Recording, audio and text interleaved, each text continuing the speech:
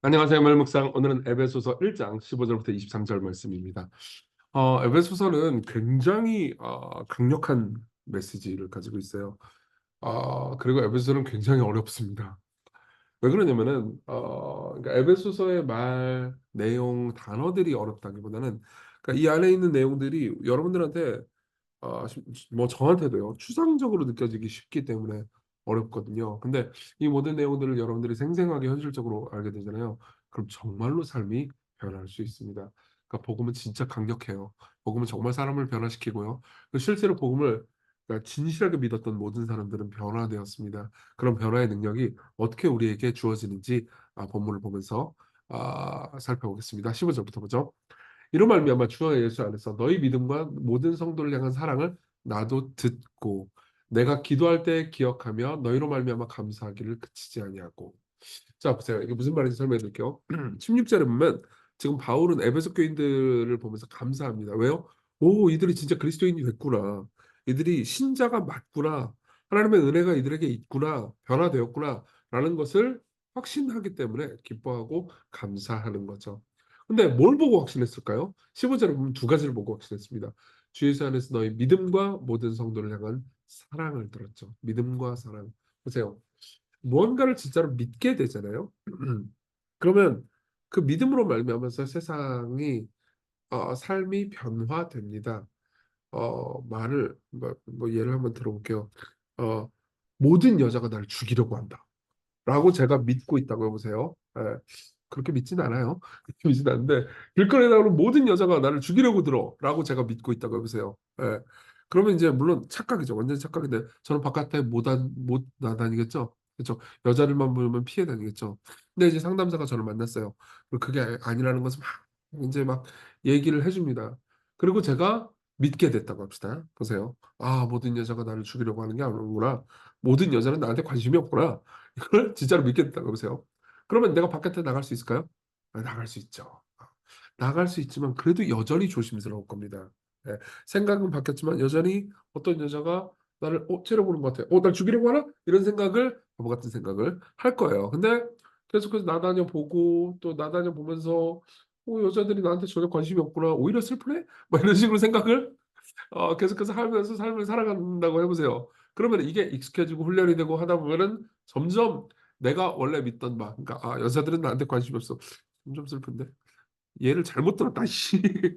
어쨌든 어쨌든 여자는 날 죽이려고 하는 게 아니구나라는 것을 어떻게 돼요? 더 확신할 수 있게 되겠죠. 그렇죠? 그러면서 망상에서 빠져나오게 되겠죠. 마찬가지예요. 하나님이 나를 그리스도 안에서 사랑하신다. 이 말을 처음 들으면 반신반의해요. 이게 그렇다 하더라도 실제로 세상을 삶을 살아갈 때는 여러분들은 그걸 정말로 믿고 사는 것처럼 살지 않아요. 근데 여러분들이 정말로 믿고 살잖아요. 그러면 이웃을 사랑해요. 다른 모든 성도를 향한 사랑으로 믿음이 드러나는 거죠. 그러니까 참된 믿음을 가진 사람들 있잖아요. 그런 사람들은 이웃을 반드시 사랑합니다. 그래서 그걸 듣고 바울은 진짜로 그들이 사랑하는 걸 보니까 그들이 진짜 믿나 보다 이렇게 생각을 한 거예요. 그러면서 17절 그들을 위해서 기도를 합니다. 어떤 기도를 합니까? 우리 주 예수 그리스도의 하나님 영광의 아버지께서 지혜와 계시의 영을 너에게 주셔서 하나님을 알게 하시고 지혜와 계시의 영은 성령님이 능력이 충만하게 부어주셔서 우리에게 지혜와 계시를 주셔서 하나님을 정말 알게 해달라는 거예요. 그러면서 뭘 알게 되느냐? 너희 마음 눈을 밝히사 그의 부르심의 소망이 무엇이며 성도 안에서 그 기업의 영광의 풍성함이 무엇이며 그의 힘의 위력으로 역사하심을 따라 믿는 우리에게 베푸신 능력의 지극히 크심이 어떠한 것임을 너희로 알게 하시기를 구하노라 이렇게 얘기합니다. 자, 뭘 계속 알게 해달라고 구하죠? 뭡니까? 부르심의 소망, 기업의 영광의 풍성함, 그 힘의 위력으로 역사하심을 따라 우리에게 믿는 우리에게 베푸신 능력이죠. 여러분들이 이 단어들이 이 말들이 다 추상적으로 느껴질 거예요. 왜 추상적으로 느껴지는지를 말씀드릴게요. 보세요. 예를 한번 들어봅시다. 한 6살짜리 꼬마가 있다고 해보세요. 6살, 5살짜리 꼬마가 있다고 합시다. 학대받으면서 살아왔어요. 근데 그러다가 이제 부모님이 죽었고 이제 고아가 되었습니다. 근데 다른 부모님이 나타났어요.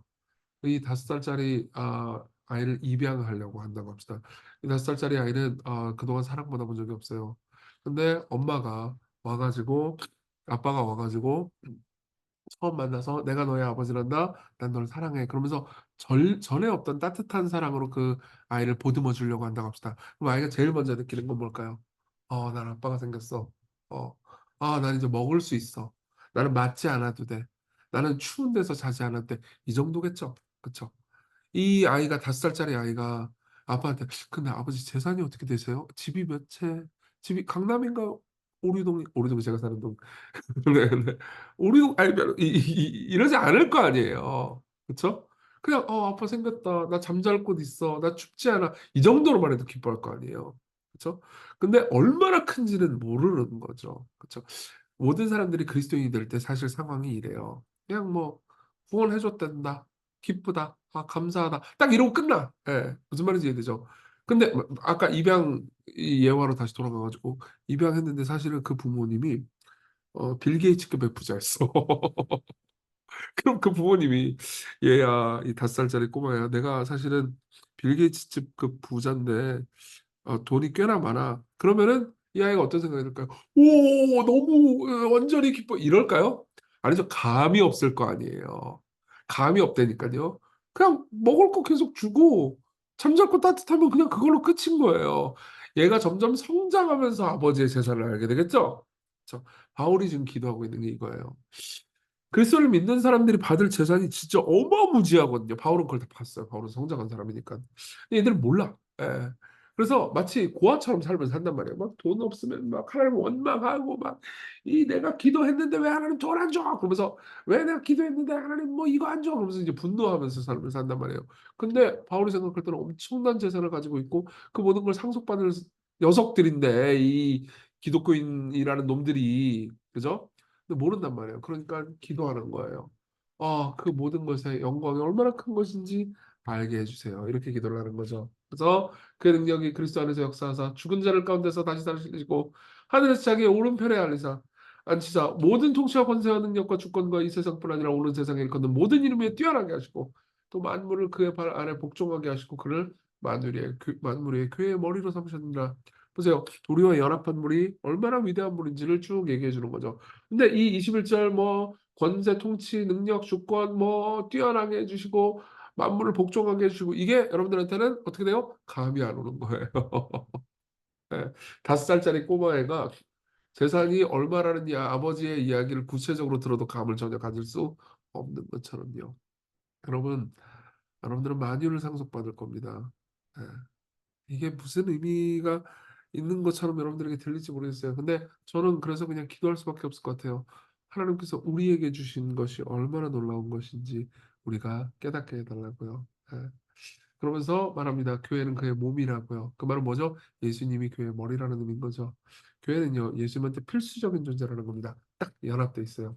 그래서 만물 안에서 만물을 충만케 하시는 이의 충만함이라. 하나님께서는 교회에 그 모든 충만한 복들을 상속해 주신다. 이런 이야기입니다. 이해가 되셨는지 모르겠는데 저는 너무 다양한 내용들을 담고 있는 구절을 너무 빠르게 설명했어요. 어쨌든 적용해 봅시다. 첫 번째, 우리가 알아야 될 복음의 능력이에요. 복음은 3가지를 알아야 됩니다. 본문을 통해서는요. 부르심의 소망, 그분의 부르심이 얼마나 끈질기기 때문에 우리가 희망을 가질 수 있는지. 둘째는 그 기업의 영광과 능력, 그분의 비교할 수 없는 능력.